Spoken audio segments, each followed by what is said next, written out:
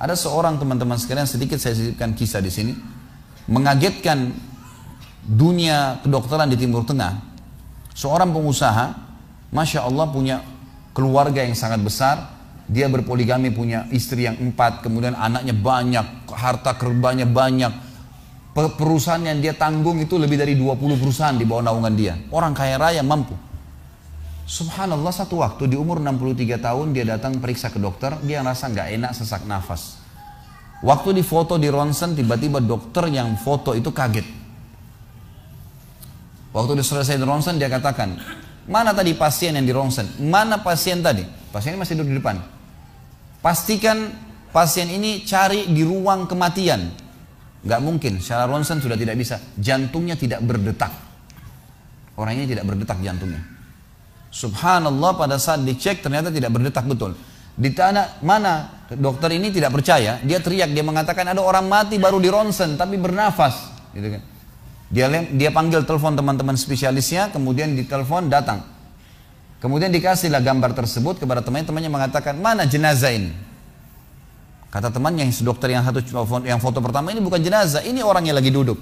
Kaget dokter yang kedua, jantungnya tidak berdetak secara medis, nggak mungkin bisa hidup. Bagaimana ceritanya nih? Dipanggil, apakah ini punya Anda? Dia bilang, iya ini punya saya. Dicek lagi kedua kali, benar. Dua-dua dokter ini tahu secara teoritis, shock. Ini nggak mungkin orang mati nih. Nggak ada ceritanya nih. Dipakai alat USG pun jantungnya tidak berdetak. Kok bisa hidup nih? Bisa ngobrol. Telepon teman-temannya, sampai dokter-dokter yang asli dari Jazirah Arab pun yang ada di Eropa, dokter spesialis pada datang keesokan harinya, cek, nggak percaya kejadian ini. Dicek ternyata benar. Kemudian ditelusurin lah, kira-kira bagaimana bisa orang ini masih bernafas, masih ngomong. Si pasien ini mengatakan, ada apa sebenarnya? Dia bilang, orang seperti Anda nggak mungkin hidup, sudah mati. Lalu kata dia, apakah orang seperti saya, jantung tidak berdetak, bisa punya keluarga? Mereka bilang mustahil. Dia bilang, saya punya istri dan saya melayani mereka. Apakah orang seperti saya bisa bekerja? Dia bilang mustahil, saya menaungi 20 perusahaan saya. Semuanya bisa berjalan. Mereka nggak percaya. Sampai datang seorang dokter yang senior dari Jerman, datang khusus karena kasus masalah ini, diundang oleh dokter-dokter spesialis tadi. Dicek, ditemukan ternyata teman-teman sekalian, di bagian bawah jantungnya ada urat-urat saraf seperti terbuat, ya, seperti dibuat secara alami yang mengalirkan darah-darah tertentu sehingga ada pompa nafas di situ. Tidak ada di manusia lain, cuma di orang ini saja. Semua dokter mengatakan ini nggak masuk di akal, nggak ada manusia seperti ini di dunia. Jantungnya sudah tidak bergerak tapi masih bisa hidup karena dari rongga-rongga urat saraf yang keluar itu bisa masuk udara, oksigen dan terpompa, akhirnya hidup dan hidupnya normal, gitu kan. Subhanallah, ini sesuatu keajaiban. Lalu kemudian ditanggapi oleh seorang syekh yang memang teman dekatnya orang ini, mengatakan, yang saya tahu, ini semua disampaikan dalam khutbah Jumat. Lalu dia mengatakan, yang saya tahu, orang ini tidak pernah ketinggalan puasa Senin Kamis, tidak pernah ketinggalan puasa Ayyamul Bid. Semua puasa sunnah dan wajib dijalankan. Dan tidak pernah buka puasa sendiri, pasti buka puasain orang lain. Tidak ada kegiatan sosial, buat gali sumur, bangun masjid, bagi kitab Al-Quran. Tidak pernah kecuali dia ada di situ. Walaupun andilnya tidak besar, tapi selalu ada. Orang tuanya selalu dibaktiin, selalu bersedekah, selalu kalau datang kepada saya diskusi tentang masalahnya orang. Ini ada tetangga saya punya masalah begini, bagaimana jalan keluarnya secara syariat, dan seterusnya. Hidupnya sibuk dengan ibadah kepada Allah Subhanahu Wa Taala. Allah ciptakan urat saraf khusus sehingga bisa terpompa, ya, udara masuk ke jantungnya. Tidak ada operasi. Ini yang dikatakan yaj'al min amri yusra, mudah, aneh, dokter nggak masuk di akalnya. Dan ini banyak orang subhanallah lupa dengan Allah Azza wa Jalla. Subuh besok insya Allah kita akan bahas lebih jauh masalah itu. Mereka tidak tahu kalau kekuatan Allah SWT. Sakit, dokter, dok, bagaimana saya bisa sembuh? Subhanallah. Sebelum pergi akhi, ukhti, bilang, ya Allah, jadikan dokter ini penyebab saya sembuh. Sembuh insya Allah. Tapi kita tidak bergantung pada manusia. Kata Nabi SAW dalam hadis Qudsi riwayat Bukhari, kata Allah Azza wa Jal, hai anak Adam, kalau kau menggantungkan nasibmu pada aku akan memenuhi semua kebutuhanmu. Tapi kalau kau menggantungkan nasibmu pada selain aku, maka aku akan biarkan kau dengan ketergantunganmu. Ya udah, terserah kamu, tidak akan bisa ditolong, gitu kan? Tapi kalau Allah Azza wa Jal turun tangan, sudah berbeda ceritanya teman-teman sekalian. Baik, kelihatan kalimat rahasianya la ilaha illallah. Nggak ada yang menciptakan, mengurus, mengawasi, ya, mengontrol, memiliki dan memusnahkan kecuali Allah. Ini makna hakikatnya. Orang kalau faham makna ini teman-teman sekalian, tidak akan pernah takut, bergantung, memohon kecuali kepada Allah. Saya kasih contoh. Seorang salaful ummah dari tabi'in pernah mengadakan perjalanan perniagaan dari Baghdad, ibu kota Irak, ke Damaskus, ibu kota Syria. Zaman dulu orang mengandalkan cahaya matahari. Nggak ada penerangan kayak kita sekarang. Jadi orang kalau pagi jalan sampai menjelang terbenam matahari, mereka tinggal di situ, tunggu sampai besok, nginep, besok terbit matahari baru jalan lagi. Karena mereka nggak ada penerangan. Orang ini kebetulan sebelum tiba di Damaskus, pas waktu maghrib, dia tiba di sebuah hutan.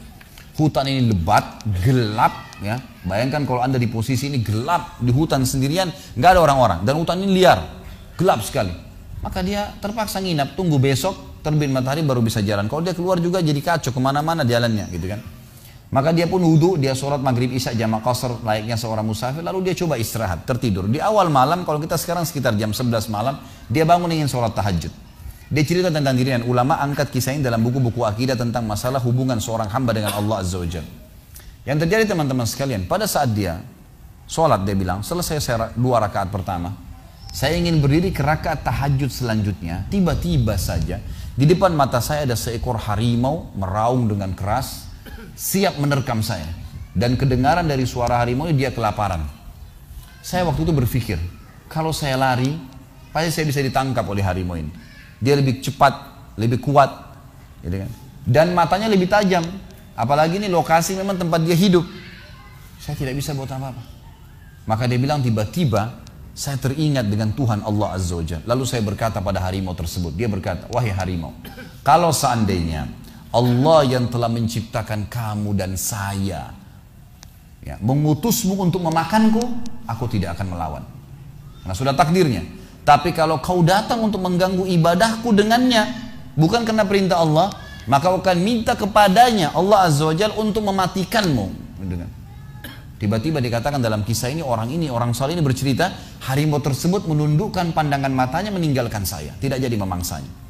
Apa yang kita ambil peran dari sini, teman? Apa yang kita ambil pelajaran daripada kisah ini? Harimau pun yang buas makhluknya, Allah Azza wa Jalla. Ini masih hidup gak ini? Kok nggak ada nyaut, nggak ada apa ini? Saya nggak tahu ini ngantuk, tidur atau hadir nggak? Ini rupanya di Bali orang suka senyap, ya.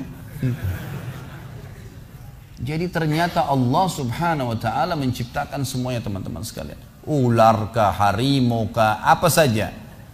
Salah satu kebahagiaan seorang mukmin yang kenal Tuhannya adalah tidak akan pernah takut kepada raja zalim, kepada pasukan yang 10.000, 1 juta, apa saja tidak akan pernah ditakutin. Karena tidak akan mati kecuali ajalnya datang. Gitu kan? Subhanallah, kisah Al-Ala Al-Hadrami, seorang sahabat Nabi yang mulia. Beliau pernah diutus oleh Nabi SAW untuk berperang. Begitu tiba di sebuah mulut hutan, hutan itu agak lebat, gitu kan? Begitu tiba di mulut hutan, beliau ingin menyeberang. Tapi beliau utus dulu, ya, beberapa pimpinan pasukan, coba cek hutan ini, bisa dilewatin nggak?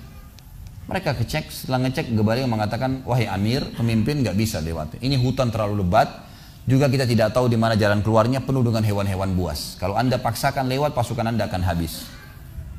Apa kata beliau? Baiklah, setelah saya bertakbir 3 kali, ikutin saya.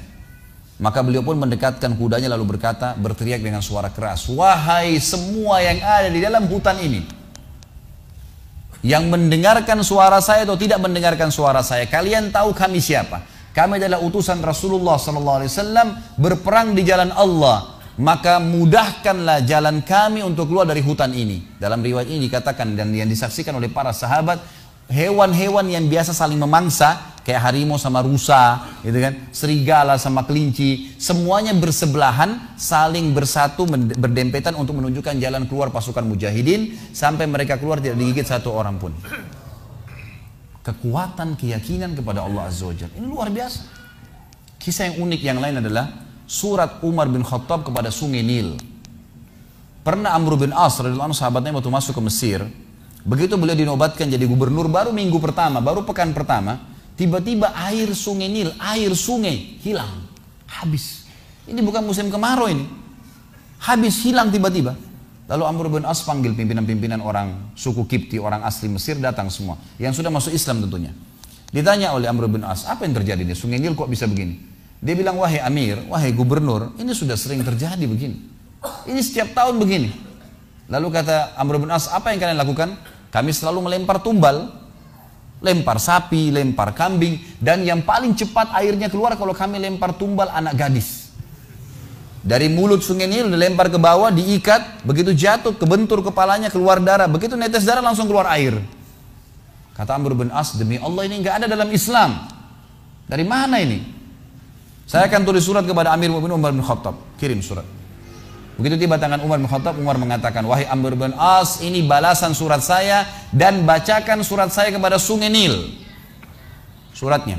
Dari hamba Allah Umar bin Khattab, gitu kan, kepada sungai Nil. Kalau seandainya selama ini kau mengalir karena tumbal yang dilemparkan kepadamu, hai Nil, kami tidak ingin kau mengalir selamanya. Tapi kalau kau mengalir atas nama Allah Al-Jabbar yang maha perkasa, maka mengalirlah dengan atas nama Allah itu. Semenjak itu air sungai Nil keluar tidak pernah hilang sampai sekarang. Ternyata permainan syaitan menyesatkan manusia. Coba bagaimana kekuatan akidah seseorang yang sudah mengenal Tuhannya Allah Azza wa Jalla. Jadi luar biasa kisah-kisah mereka ini. Memahami hakikat la ilaha illallah ini teman-teman sekalian, bahwasanya semua selain Allah dalam makhluk, kita sama air, sama batu, sama apapun sama. Jangan pernah takut dengan mereka. Gak perlu takut, gak perlu menggantungkan nasib. Dokter hanya bisa tulis resep semoga lekas sembuh, gak ada pasti sembuh. Tapi Allah Azza wa Jalla menjanjikan, kata Ibrahim alaihissalam, wa idza maritu fahuwa yashfin. Kalau saya sakit pasti dia yang sembuhkan. Para sahabat teman-teman sekalian, kalau sendal mereka putus, mereka mengangkat tangan ke langit mengatakan, ya Allah, sendal saya putus, gantikanlah. Lihat bagaimana kekuatan keyakinannya kepada Allah Azza wa Jalla. Yakin Allah itu memang ada di langit sana. Allah itu Sami', maha mendengar, Basir, maha melihat, Alim, maha mengetahui dan segalanya. Jadi kan? Maka Allah Azza wa Jalla tidak lemparkan sendal dari langit teman-teman sekalian, tapi jawaban doa datang adalah dalam bentuk sinyal. Allah tiba-tiba nanti membuat ada orang yang kesian dengan dia dibelikan sendal, dia dapat duit bisa beli sendal, terjawab itu. Tapi kekuatan keyakinan mereka adalah Allah Azza wa Jalla. Semuanya langsung berhubungan dengan langit, dengan Tuhannya. Langsung berhubungan dengan Tuhannya Allah Azza wa Jalla.